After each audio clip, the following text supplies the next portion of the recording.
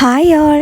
ഇന്നലെ കിടക്കാൻ ലേറ്റ് ആയതുകൊണ്ട് ഇന്ന് എണീക്കാനും ലേറ്റ് ആയിട്ടുണ്ട്. വീട്ടിലെല്ലാവരും എന്തുണ്ടാക്കിയാലും കഴിച്ചോളും, അതുകൊണ്ട് എനിക്ക് വലിയ പണിയൊന്നുമില്ല. അപ്പോൾ നമ്മുടെ ഇന്നത്തെ ബ്രേക്ക്ഫാസ്റ്റ് എന്ന് പറയുന്നത് ഇതാ കടല മസാലയാണ് കേട്ടോ. ഇത് നല്ല ഹെൽത്തിയാണ്, നല്ല ടേസ്റ്റുമാണ് കേട്ടോ.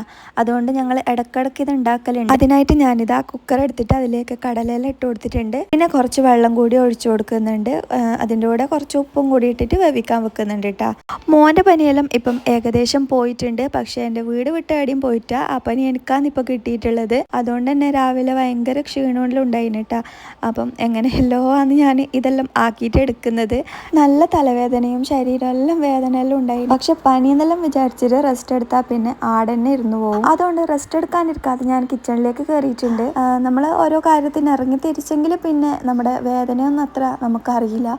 പക്ഷെ നമ്മൾ അതന്നെ വിചാരിച്ചിട്ടിരുന്നെങ്കിൽ പിന്നെ നമുക്ക് അതന്നെ ചിന്തിച്ചുകൊണ്ടിരിക്കേണ്ടി വരും.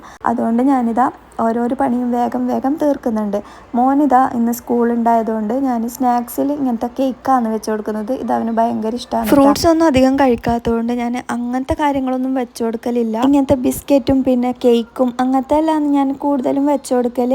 ഇതൊന്നും അത്ര ഹെൽത്തി അല്ല എന്നറിയാട്ടാ. എന്നാലും മോന് മറ്റുള്ള കുട്ടികളെല്ലാം കഴിക്കുമ്പോൾ കഴിച്ചോട്ട് എന്ന് വിചാരിച്ചിട്ടാണ് വെച്ച് കൊടുക്കുന്നത്. ഫ്രൂട്ട്സ് എല്ലാം ഞാൻ ഇടയ്ക്ക് വെച്ച് കൊടുത്ത് നോക്കലുണ്ട് കേട്ടോ, തിന്നോന്നറിയാൻ വേണ്ടിയിട്ട്. പക്ഷെ തിന്നില്ല. അതുപോലെ തിരിച്ചു കൊണ്ടിരുന്നത് കാണുമ്പം പിന്നെ വെച്ച് കൊടുക്കാൻ നിന്നിട്ടാ. ഇങ്ങനെ ലഞ്ചിലേക്ക് ഇന്ന് ഇഡ്ഡലിയാണ് വെച്ച് കൊടുക്കുന്നുള്ളത്. നല്ല സോഫ്റ്റ് ഇഡ്ഡലിയാണ് കേട്ടോ.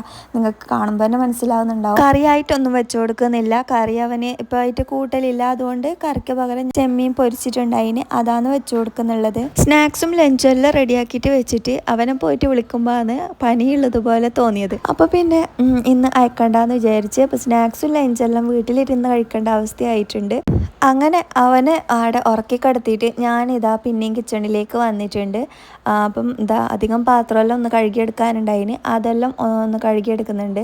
ഈ പാത്രം കഴുകുന്നത് കാണുമ്പോൾ എനിക്ക് തന്നെ കൊതി വരുന്നുണ്ട് കേട്ടോ. ഇങ്ങനെ എളുപ്പത്തിൽ പണി തീർക്കാൻ കഴിഞ്ഞില്ലെങ്കിൽ എന്ന് വിചാരിച്ചിട്ടാണ്.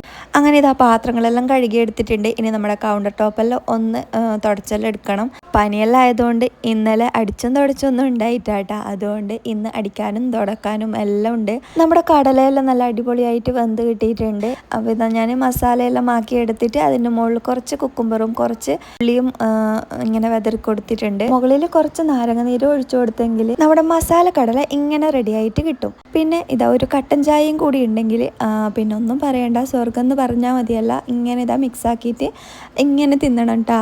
ഞാൻ കൊതിപ്പിക്കുന്നതല്ല, നല്ല ടേസ്റ്റാണ്, നല്ല ഹെൽത്തിയാണ്. അപ്പോൾ എല്ലാവരും ഉണ്ടാക്കി നോക്കണം. വീഡിയോ ഇഷ്ടമായെങ്കിൽ സബ്സ്ക്രൈബ് ആക്കാനും ലൈക്ക് ആക്കാനും മറക്കണ്ട കേട്ടോ.